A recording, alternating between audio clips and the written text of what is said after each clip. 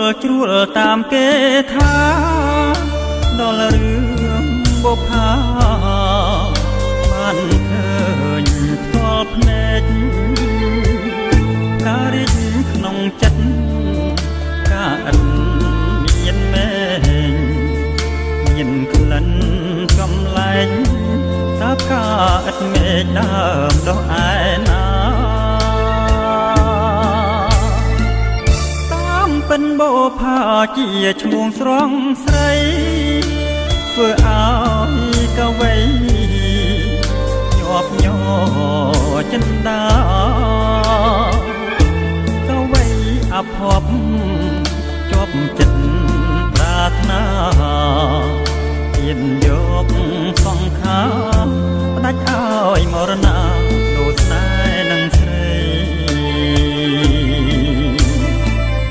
បងសូមលន់ទូសួរអូនបុប្ផាសូមបើមេត្តាសណ្ដោះប្រណីសូមអូនអាណិតដល់ចិត្តកវីទោះរូបបងស្ដាយ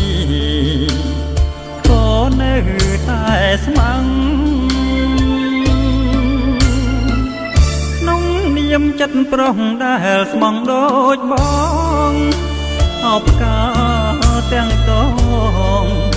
លើទ្រូងមរណៈនៅមុខស្នោបងចាឈ្មោះបលាំងរូបបងស្មាំងចង់នៅ